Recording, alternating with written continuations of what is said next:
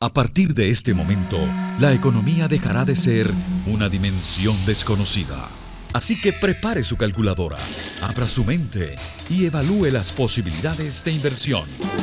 RCR Negocios presenta La Otra Vía, una forma de entender la economía como parte de su vida cotidiana. ¿Qué tal, amigas, amigos, consecuentes oyentes de Radio Caracas Radio? Bienvenidos a La Otra Vía, que llega hasta todos ustedes gracias al respaldo que recibimos en la Dirección General de Jaime Estares, en la gerencia de producción de Wilixar Arcaine, en el control técnico de Jean Martínez y Julio Pinto. En la moderación y conducción, Ligia Perdomo, Edelcio Brito Adrián, Martín Ramos y quien les habla, Edelcio Brito Escobar. Nos vemos y escuchamos por internet, por RCR 750 en todas las plataformas, vía Twitter, Instagram, Facebook y por supuesto por rcr750.com, nuestro portal. Como lo hacemos semana a semana, este equipo periodístico les exhorta a suscribirse a nuestro portal YouTube, RCR750, el portal de la casa. Asimismo, les invitamos a hacer contacto con nuestro blog, www.laotraviarcr.blogspot.com, por intermedio del cual usted puede acceder al archivo de nuestros más recientes programas y editoriales, asimismo a otra fuente de información económica nacional e internacional. Y desde luego también a comunicarse con nosotros por nuestro correo, laotravia@gmail.com. Este sábado vamos a entrar directamente en materia con nuestra invitada, que es la profesora Sari Levy. Ella es la presidenta de la Academia Nacional de Ciencias Económicas. ¿Por qué invitamos a la profesora Sari Levy esta semana? Bueno, sabemos que hace unos 10 días aproximadamente, el Banco Central de Venezuela anunció la tercera reconversión monetaria del chavismo. O sea, en menos de 15 años, el gobierno acude a restarle ceros a la moneda como es una medida cosmética, indudablemente, porque no está atacando el problema de fondo, que es la inflación, y restarle ceros a la moneda, pues sencillamente lo que hace es mejorar, simplificar los trámites contables, administrativos a la hora de hacer cualquier operación comercial financiera, pero en el fondo el problema subyacente sigue siendo la inflación, que el gobierno no ha dado muestras de querer ponerle coto al aumento de los precios.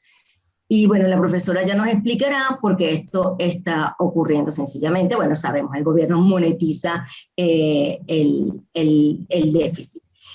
Profesora, bueno, bienvenida, gracias por haber aceptado la invitación esta semana y bueno, le dejo la palabra para que por favor, bueno, nos explique a nuestra audiencia, haga mucho más sencillo entender en qué consiste una reconversión monetaria. ¿Por qué le pregunto esto? Porque hay mucha gente que cree que eliminándole ceros a la moneda ya van a bajar el precio de los bienes y servicios, lo cual no es cierto. Y hay otras personas que asumen que automáticamente al quitarle los ceros a la moneda, los comerciantes van a salir disparados a subir los precios. Entonces, un poco es explicar en qué consiste este proceso y cuál va a ser el efecto para el usuario, el consumidor común y corriente. Bueno, ante todo, muy buenos días y un saludo a toda esta audiencia que siempre los sigue a ustedes. Y bueno, sí, efectivamente, hace unos días fuimos informados de algo que ya prácticamente era algo que se sabía iba a ocurrir, lo que no se sabía era la fecha exacta, y era de una tercera reconversión. En esta ocasión, el nuevo Bolívar o la nueva unidad monetaria ha sido llamada Bolívar Digital, aunque no corresponde a lo que internacionalmente se conoce como una moneda digital. Simplemente es un nuevo nombre que se le está dando a este nuevo Bolívar, así como el primero se le llamó Bolívar Fuerte, luego Bolívar Soberano, pues a este se le denomina Bolívar Digital. Lo primero que tenemos que decir es que efectivamente una reconversión no es otra cosa que una reexpresión de la unidad monetaria. Es la definición de un nuevo cono y en este caso, como bien ha señalado, con 6 ceros menos. Aquellas transacciones que hacíamos, llamémosle hasta este momento, por 1 millón de bolívares, pues esas van a equivaler a una unidad del nuevo bolívar o llamado bolívar digital. Pero eso no va a cambiar la naturaleza de la dinámica económica subyacente, ni va a modificar los incentivos virtuosos ni perversos que se han ido generando en la economía. En este sentido, lo primero que tenemos que decir es que ya van 14 ceros, como tú bien lo has dicho. Estamos hablando de un claro fracaso del modelo del socialismo del siglo XXI en mantener la capacidad de compra de nuestra moneda.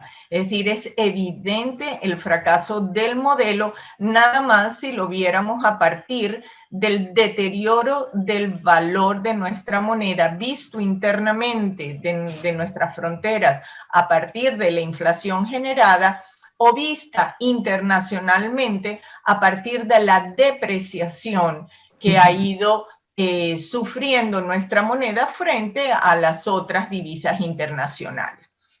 En ambos casos, este es justamente el objetivo de un banco central. El objetivo central de un banco central es mantener el valor interno y externo de la moneda. Por lo tanto, el Banco Central ha fracasado rotundamente en el logro de su objetivo medular. ¿Por qué ocurre esto? Bueno, tú mencionaste algunos de los elementos. Las políticas subyacentes inflacionarias que se han dado en el país tienen diferentes elementos. Algunos aspectos son aspectos de que llamamos un enfoque que hay que verlo estructuralmente. La estructura de la economía venezolana se ha hecho cada vez más inflacionaria. Es lo más difícil del mundo es producir dentro de nuestras fronteras nacionales. Tenemos un conjunto de trámites, regulaciones, controles, mecanismos inauditos e impuestos directos e indirectos, fiscales y parafiscales, que impiden y dificultan la producción interna. Súmele a ello los déficits que tenemos acumulados en servicios básicos, electricidad, comunicaciones, agua, transporte, vialidad, en fin, y cualquier cantidad de otro, y usted tiene un cóctel en el cual producir internamente es prácticamente imposible. Si dentro de todo ello le sumamos que hemos tenido políticas de gasto público deficitarias y nuevamente por años recurrentes mantenemos déficit de alrededor del 20% del Producto Interno Bruto, pues entonces es natural que la dinámica macroeconómica no sustenta ninguna facilidad para la producción nacional. Esta realidad fiscal pues termina traduciéndose en una presión de los entes de emisión monetaria justamente para que financien el déficit, cosa que está prohibido tanto en la ley del Banco Central como en la Constitución, pero que lamentablemente el organismo sucumbe a esta presión y monetiza el déficit, es decir, termina financiando con una emisión ese déficit fiscal. Eso naturalmente, ya sabemos, es inflacionario.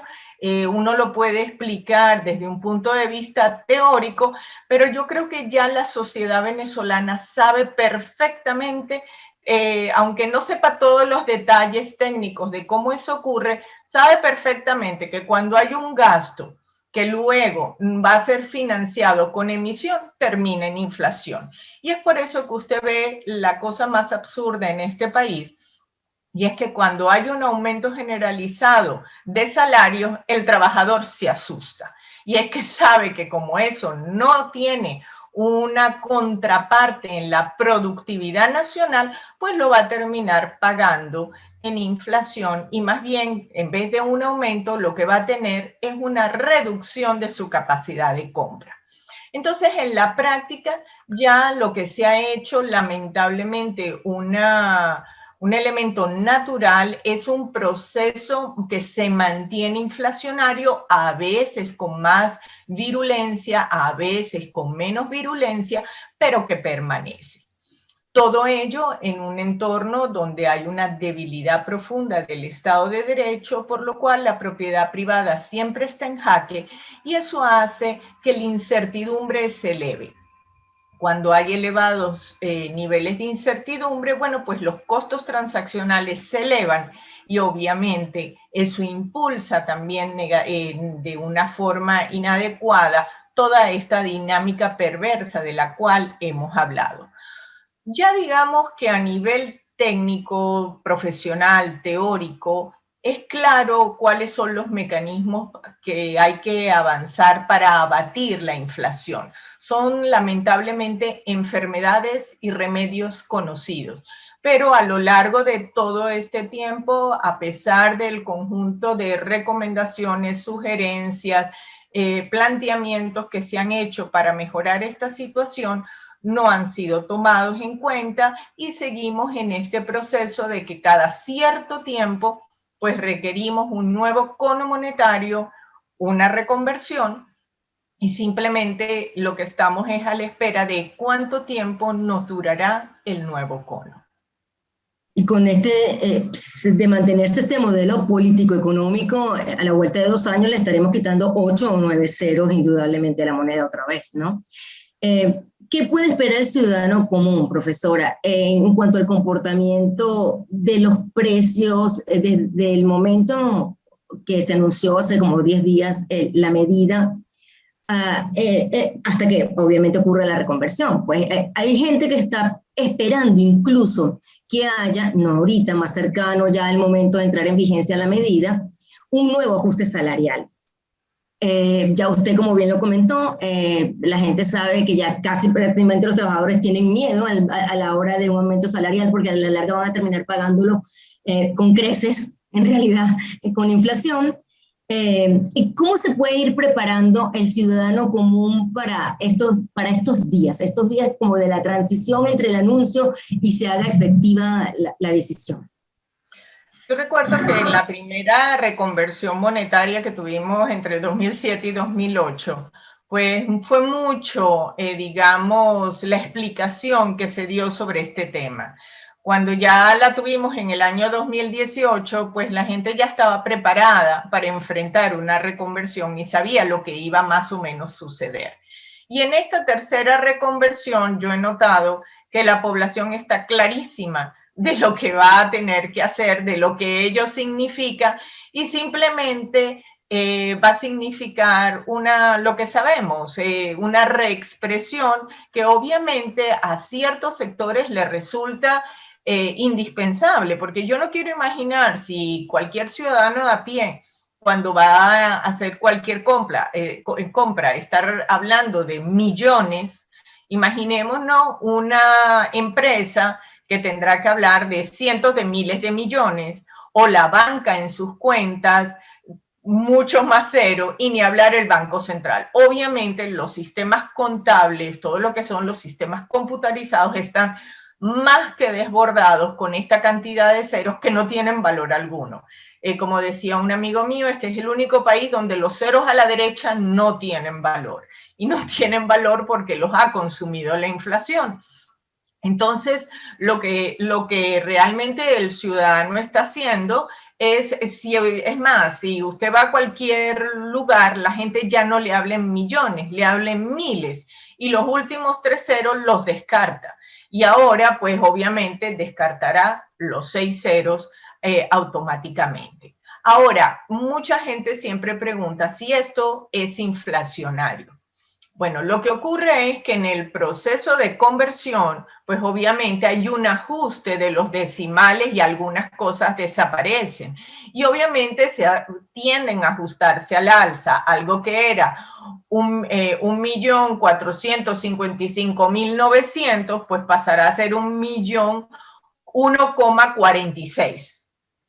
En 2 décimas. Entonces ahí hay un pequeño ajuste al alza, que uno lo ve muy sencillo cuando es una centésima, pero eran miles de bolívares en la denominación anterior. Por otro lado, también puede verse a la baja, porque lo que estaba en los centenares o en los miles desaparece y queda simplemente un ajuste a la baja del precio final o de la numeración. Esto desde un punto de vista contable, pues tiene que significar unos ajustes desde un punto de vista de los libros, pero desde el punto de vista del ciudadano no es mucha la diferencia que se va a notar. Por otro lado, tenemos que recordar una realidad que tenemos, y es que nuestra economía vive una dolarización transaccional, donde prácticamente el 70% de las transacciones se están haciendo en divisa, y ya inclusive usted entra a los negocios y ve los precios colocados en moneda extranjera. Eso significa que manteniendo esos precios constantes, simplemente lo que hay es la diferencia en la conversión en el número de bolívares ahora en la nueva denominación. Entonces, cada vez el impacto desde ese punto de vista que podríamos decir de corto plazo inflacionario, podría decirse que es un poco menor. Y también porque ya tenemos una población que ha vivido 2 reconversiones y sabe cómo atenderlas.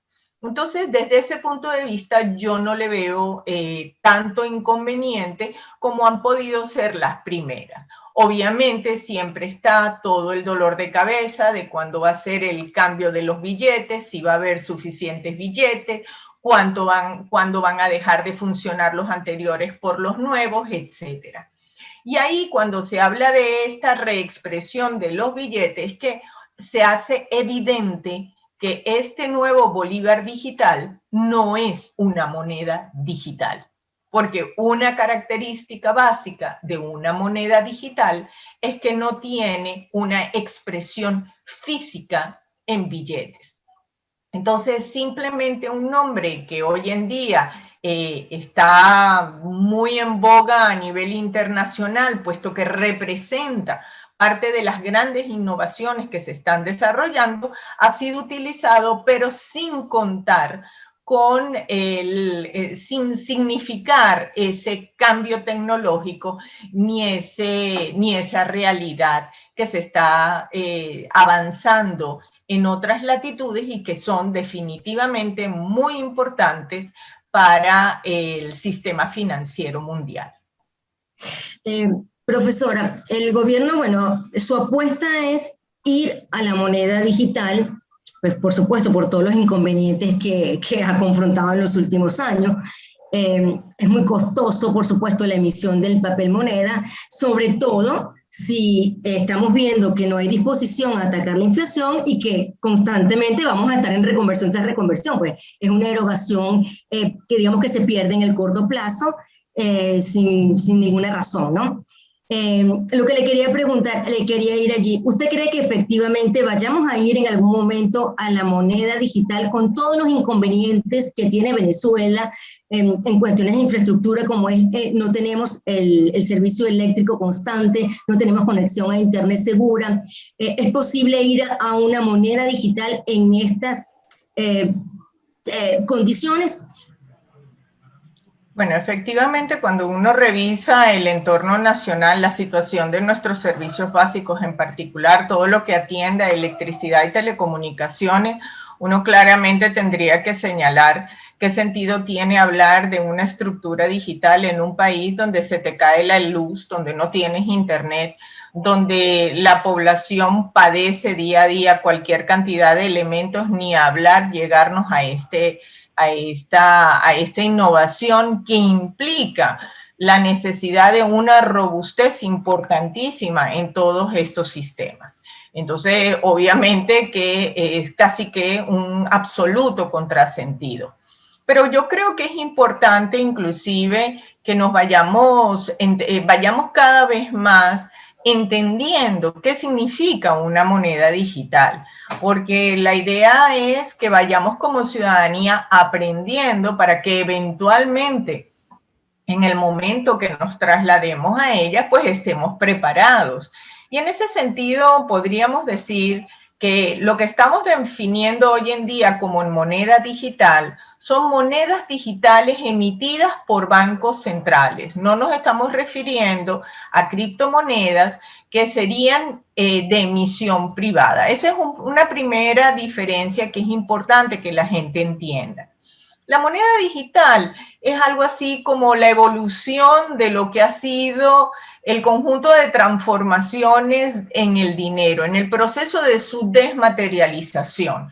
Si en la antigüedad andábamos con bolsitas de pepitas de oro o monedas de oro y plata, luego pasamos a las notas o luego a los billetes, luego empezamos a tener tarjetas de crédito y débito, transacciones electrónicas, y que todo este proceso, por cierto, de desmaterialización del dinero y su conversión en dinero fiduciario se profundizó a partir del 71 con la declaración de inconvertibilidad oro-dólar y pasamos a tener todos dinero fiduciario ya sin esa contraparte en reserva aurífera o en metales que respaldaba antiguamente en físico la moneda.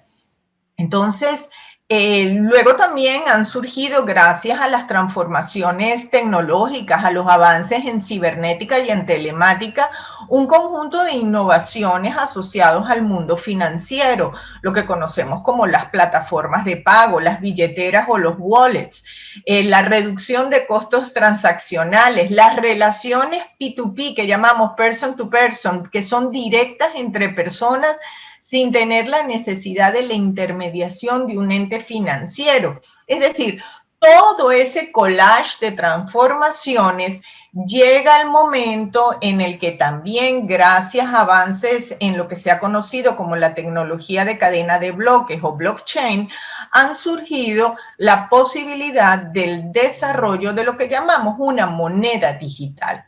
Sin embargo, esta moneda digital tampoco está exenta de dificultades o de riesgo, incluso en los países que lo están evaluando y algunos ya implementando, como ha ocurrido en Bahamas, que tiene el $100, o inclusive El Salvador, que ha permitido el uso para medios de pago de las criptomonedas. Entonces, vemos que hay un conjunto de transformaciones que se están dando a nivel mundial y que definitivamente nosotros no estamos realmente montados en esa ola de desarrollos y transformaciones.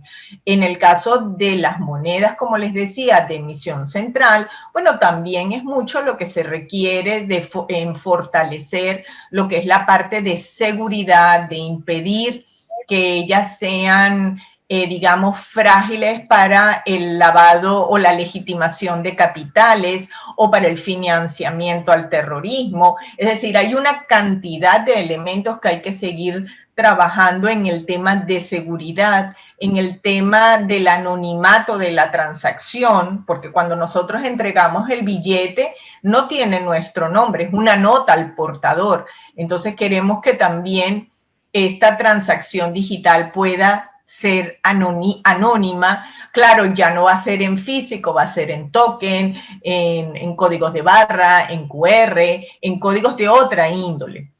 Ahora, también los países que están evaluando esto con seriedad, pues están considerando cuál puede ser el impacto que ello va a tener en los sistemas financieros.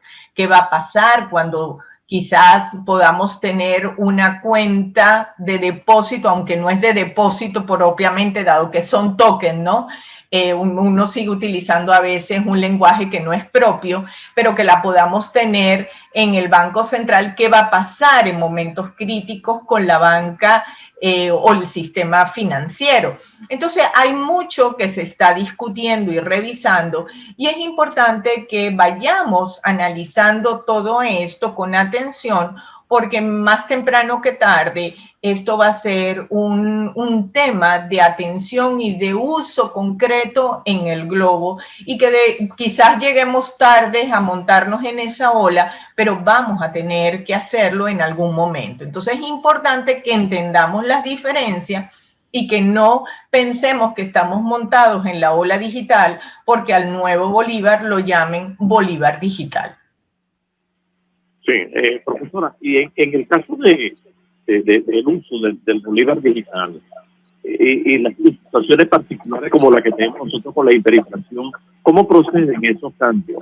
Porque también hemos tenido hasta ahora comportamiento gubernamental al margen de lo que significan las disposiciones que se han adoptado para hacer frente a la causa del problema de esta naturaleza, ¿no? Creo que no escuché muy bien, pero entiendo que la problemática atiende a la falta de atención gubernamental a los procesos inflacionarios. Sí. Y en ese sentido, no puedo estar más de acuerdo con usted al señalar que definitivamente ese es el foco central que exige el ciudadano al gobierno hoy en día. Lo que pasa es que nosotros estamos hablando de bolívares digitales mientras estamos en un entorno prácticamente sin Estado de Derecho, sin soberanía territorial y donde inclusive se está hablando de un paquete de leyes que fomenta el Estado comunal. Entonces es como un contrasentido de las acciones que se toman, las orientaciones que se expresan. Se habla de flexibilización económica y zonas económicas especiales, pero se atenta contra ellas al no tener Estado de Derecho o la propuesta de un Estado comunal. Se habla de una reconversión de Bolívar digital, pero no se atienden los procesos de fondo que mantienen estructuralmente un proceso inflacionario en el país. Entonces, hay un conjunto de discursos y acciones que impiden un avance y una mejora en la calidad de vida. Es lo que yo he llamado la ortogonalidad de los vectores discursivos, porque bueno, por aquello de que dos vectores ortogonales tienen un producto escalar nulo, entonces la sociedad está entrampada, atascada entre discursos y acciones, pero sin nunca atender las necesidades del ciudadano. Nosotros tenemos un estado muy grande, un macroestado, que a lo largo de la historia ha contratado a una cantidad de personas que al final han envejecido, tienen que retirarse, tienen que cesantear o tienen que cumplir con su obligación del Estado, y sin embargo ese Estado no le responde a ese trabajador. Es decir, ¿cómo ir al fondo de ese otro tema que está allí y que no podemos subestimarlo también en ese momento, ¿no? Bueno, mira, si hay alguna dimensión que subsume toda la tragedia venezolana es justamente la dimensión social. Y basta con leer las encuestas de Incovi, ver los niveles de pobreza estructural, el deterioro en la salud, en la desnutrición infantil, en la mortalidad materna, para darnos cuenta hacia dónde se ha llevado, hasta dónde ha llegado la destrucción, la expoliación de riqueza, pero la destrucción que se ha generado internamente en el país. Y efectivamente nosotros hemos tenido a lo largo del siglo XX, pero por sobre todo un crecimiento inusitado a través de un gasto público dispendioso y opaco en este siglo de lo que es el aparataje público. Y ahora ese aparataje público no tiene cómo ser financiado. Entonces, realmente lo adecuado es cambiar de modelo, cambiar de enfoque, cambiar de mirada y asumir un modelo productivo, eficiente, transparente y que atienda al ciudadano. Ese debe ser el eje central de atención, el ser humano, el ciudadano. Y entonces ahí eso implica, obviamente, un rescate de la capacidad productiva nacional a partir de la inversión privada. Y para ello tú requieres debidamente un Estado de Derecho capaz de garantizar las posibilidades de producción, favorecer oportunidades, pero aliarse adecuadamente con quienes son los actores productivos, que es el sector privado, es el ciudadano el que produce. Y el Estado, y en particular el gobierno, tiene que centrarse en recabar aquellos impuestos que sean indispensables para el manejo de la cosa pública. Pero no puede ser que simplemente se dedique a la expoliación de recursos, tanto de los producidos por los ciudadanos a través de los impuestos, como de la exacción de recursos naturales, como hemos visto, por ejemplo, en esta tragedia que está ocurriendo en la poligonal de lo que es el Arco Minero.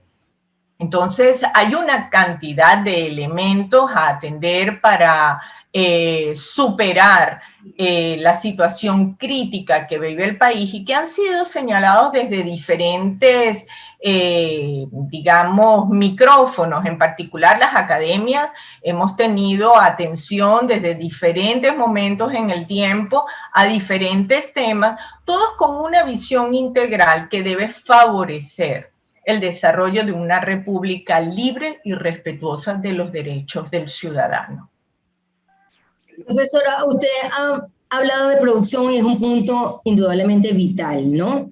El problema está en esas contradicciones y ese doble discurso que ha mantenido el gobierno, que habla efectivamente de favorecer a la producción, pero en los hechos hace totalmente lo contrario. Ahora, ¿cómo hacer un país próspero y desarrollado sin producción local cuando el gobierno evidentemente ve en el sector privado a un enemigo político per se?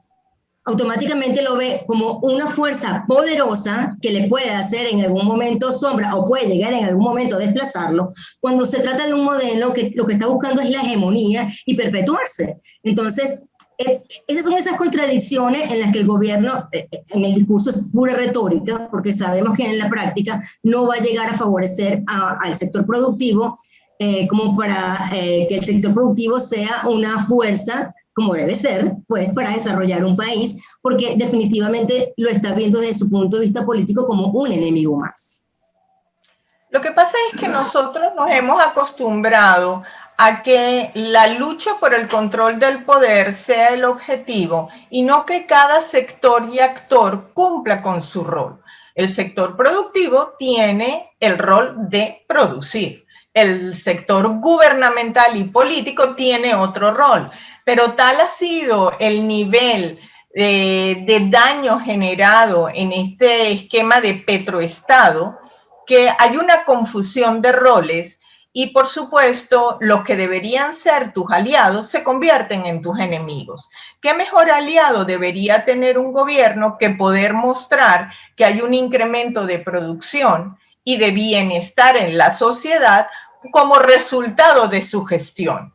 Pero lamentablemente en esa lucha por el control absoluto y la permanencia en el mismo, se obvian las alianzas adecuadas y se genera un círculo perverso donde todos nos convertimos en enemigos de todo. Entonces, la verdadera, lo que realmente reclama el país es una conciencia republicana de separación de poderes y roles. Y eso lamentablemente no es a lo que pareciera que estamos yendo. Y eso es lo que siempre preocupa a la ciudadanía en términos generales. Sí. Profesora, en la semana pasada nosotros tuvimos como invitado al presidente de FEDECAM, el señor Carlos Fernández Gallardo. Y él ratificó lo que ha venido exponiendo con respecto a la necesidad de que Venezuela defina cuál es su modelo de desarrollo para que justamente los actores productivos sepan cuál es su rol, cómo lo tienen que desarrollar y cuáles serían los objetivos de ese esfuerzo que hay que acometer. Instituciones como las que usted preside, profesora, sinceramente, le dan importancia a este pronunciamiento del sector privado. ¿Cree que definitivamente tiene que ser apoyado o por el contrario? No tendría sentido si justamente nos estamos moviendo en función de un entorno en donde la voluntad del poder político prácticamente desestima todo lo que significa la buena intención o el propósito del sector productivo.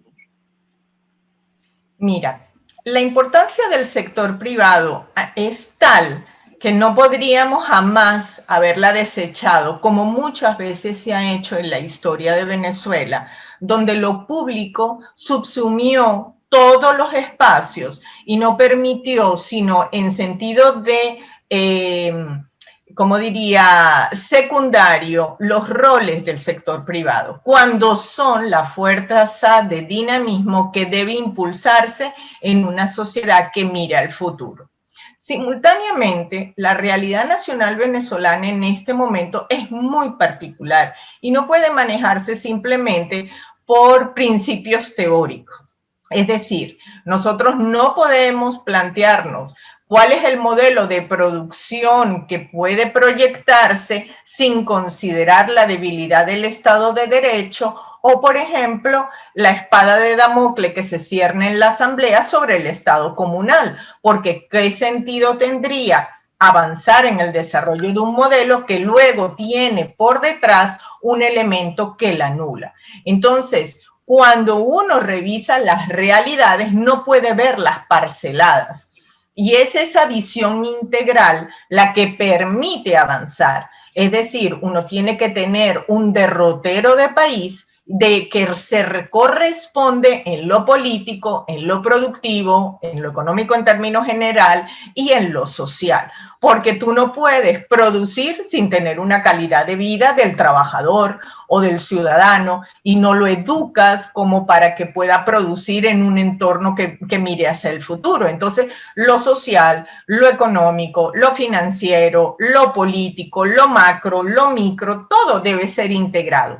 Y ahí es donde es importante lo que llamamos una visión de país, que lamentablemente yo creo que no existe una coincidencia entre la visión que el sector productivo o el sector académico posee del que señala, por ejemplo, los actuales actores que están en el poder. Entonces, yo creo que eso sí es muy importante porque si no, estamos hablando en el vacío. Y es por eso que cuando no se colocan todas las cartas sobre la mesa, pues no se llega a resultados que tienen impacto o continuidad futura. Sí, profesora. Somos un país que se ha ido acostumbrando lamentablemente a vivir en inflación. Y más recientemente, bueno, ya vamos a cumplir el 4º año completo en hiperinflación. Nos acostumbramos también, o nos acostumbraremos también a vivir en hiperinflación. El gobierno ha encontrado en esto un método muy cómodo de financiar su déficit y sin importarle en realidad al ciudadano común.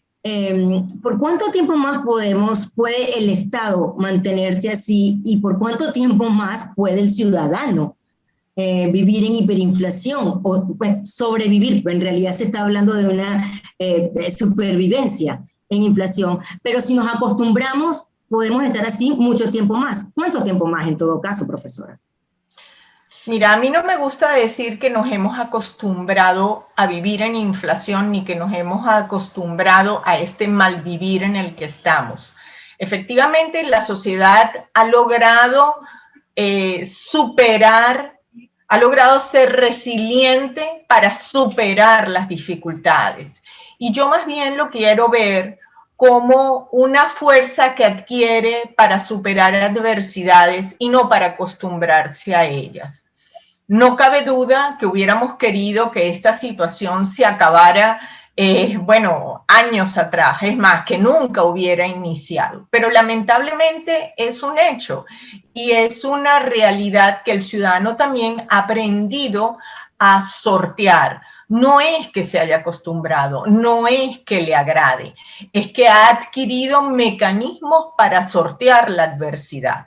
Ahora, si además nosotros lográramos mecanismos para evitar esas adversidades, tendríamos un ciudadano mucho más capaz para fomentar el desarrollo futuro del país, porque si ha podido sobrevivir en dificultades, mejor aún lo haría cuando se abran oportunidades. Entonces, a mí siempre me gusta ver el vaso medio lleno, sobre todo para una nación que puede proyectarse al futuro y aprender de la tragedia que ha vivido.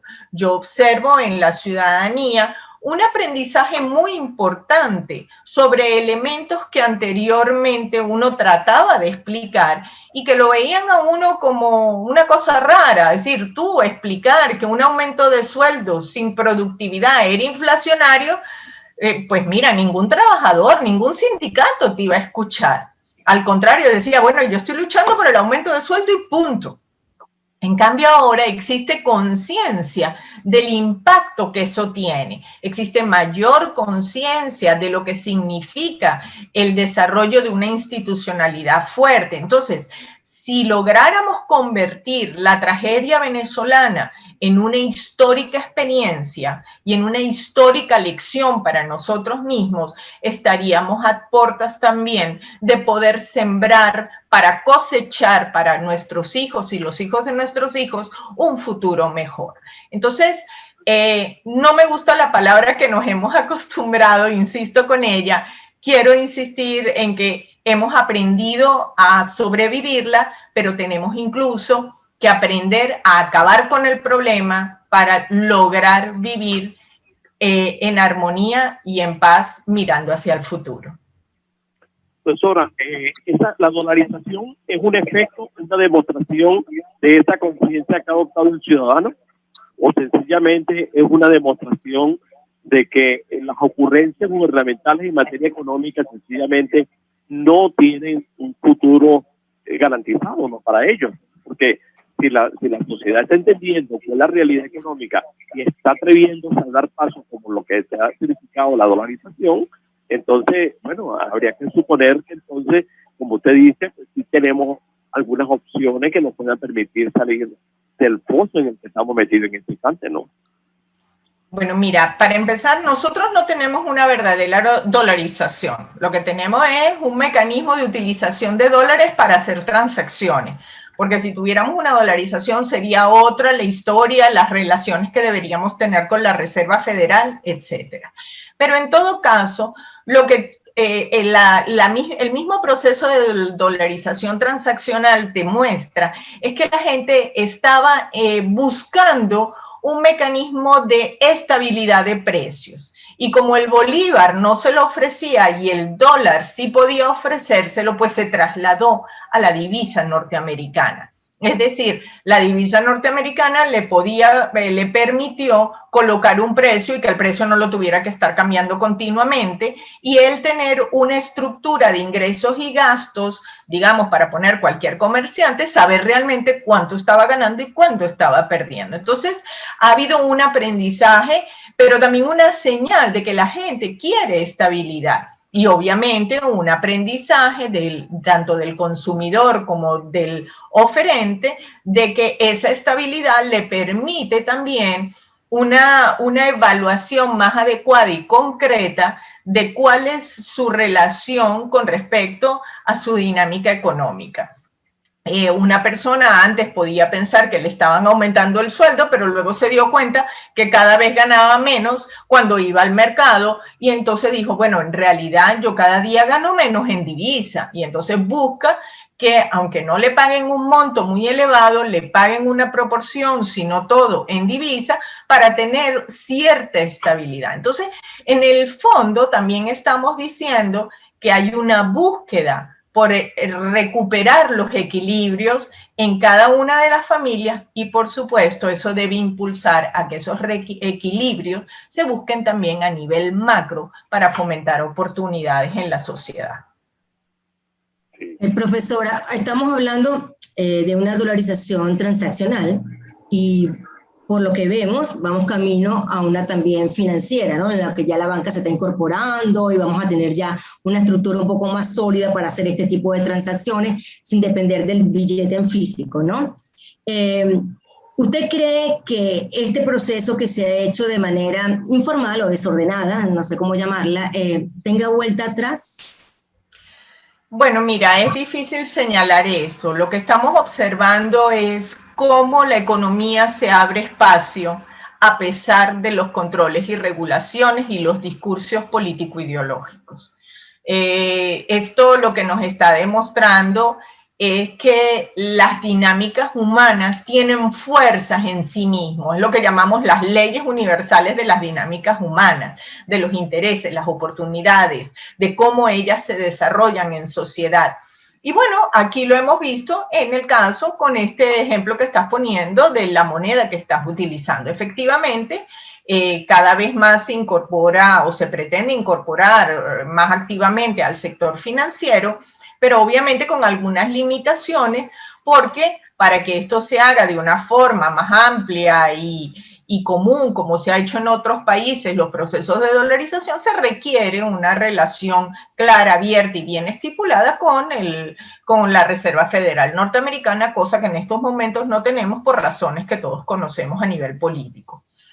Entonces, ciertamente, esa es una opción, no es la única opción para un país como el caso de Venezuela, pero está en el tapete, y cuando una persona ha logrado ser remunerada en una divisa fuerte, difícilmente va a permitir ser remunerada en una divisa blanda, por decirlo de alguna manera, si ella no garantiza algún nivel de estabilidad o de rentabilidad para mantener esa divisa dentro de lo que llamaríamos su portafolio de inversión. Bueno, nosotros tenemos que decir que nos sentimos no solamente conformes con la participación de la profesora Sarilevy, sino que se corresponde con lo que nos planteamos la semana anterior, cuando después de tener como invitado al presidente de Cámara, el señor Carlos Fernández Gallardo, decíamos que nos faltaba algo, ¿no? Y ese algo era justamente entrar en el campo, quizás más complicado para cualquier ciudadano, entender lo que está sucediendo y desde luego entender por qué nosotros desde la otra vía lo venimos haciendo desde que arrancamos hace más de 20 años, es demostrarle al ciudadano que los países no quiebran, que los países no se arruinan, que somos los ciudadanos los que quebramos, lo que nos arruinamos y lo que terminamos lamentablemente como nos está pasando, no solamente a Venezuela, sino a otros países de América Latina y a otros países del mundo, es terminar en situaciones de hambruna, ¿no? El término suena duro, pero definitivamente nos lleva a satisfacer nuestra inquietud siempre. Es que el ciudadano tiene definitivamente que informarse y formarse alrededor de lo que significa el tema económico. Nosotros, a lo largo de los últimos años, hemos entrado en un terreno de juego político, y uso el término juego en palabras, letras por mayúsculas. Hemos entrado en el campo de los políticos, nos ocupamos de los políticos y estamos desestimando la gravedad del problema económico. Y fue por eso por lo que nosotros quisimos tener a la profesora Sarilevy en la otra vía. Desde luego, pues, estamos con un hecho que no va a ser la única vez que la tengamos con nosotros, pero con la representación que ella también ejerce ante la sociedad venezolana, de la academia, de los verdaderos formadores de conocedores de la economía en el país, pues queríamos que ella estuviera con nosotros. No sabemos cuándo volveremos a conversar con ella, pero lo que sí es cierto es que a los ciudadanos nos corresponde justamente entender cuál es la realidad del tema económico, y nosotros a la profesora tenemos que decir que muchas gracias por haber estado con nosotros, profesora. No es fácil, y a ustedes les corresponde un trabajo maravilloso en Venezuela, y es, una vez más, y lo repetimos, es hacernos sentir los ciudadanos que este no es un país que está para bajar la Santa María, sino por el contrario, limpiar esa Santa María y asumir la responsabilidad que nos corresponde a todos los ciudadanos de hacer el máximo esfuerzo para que nuestro país supere el problema al que se viene enfrentando, y que si bien es cierto que muchos le atribuyen que es un problema de los últimos 22 años, también tenemos que reconocer que nos hemos equivocado a lo largo de la historia y que hemos caído lamentablemente en estas trampas que genera la historia y que ahora nos obliga a revisarlo. No sé si esto es una apreciación fatalista, profesora, pero sí quería que usted supiera cuál era el motivo también por el que nosotras queríamos que nos acompañara este día. Bueno, muchas gracias por permitirme este micrófono tan escuchado por una audiencia tan amplia. Y al contrario, agradecerles porque ustedes hacen una labor educativa cuando permiten que diversas opiniones y perspectivas lleguen al ciudadano. Así que desde ese punto de vista, mis felicitaciones, y por favor sigan en ese camino. Gracias, profesora, muchas gracias. Bueno, a nosotros nos toca despedirnos, así que esta semana llegamos, igual como siempre, a ustedes a nombre de Jaime Nestares en la dirección de la estación, de Wilix Arcaya en la gerencia de producción, Jan Martínez y Julio Pinto en la dirección técnica. Martín Ramos, Edesio Brito Adrián, Edesio Brito Escobar y quienes habla, Ligia Perdomo, los invitamos a mantenerse conectados a la programación de Radio Caracas Radio, la radio que se ve. RCR Negocios presentó La Otra Vía, una forma de entender la economía como parte de su vida cotidiana.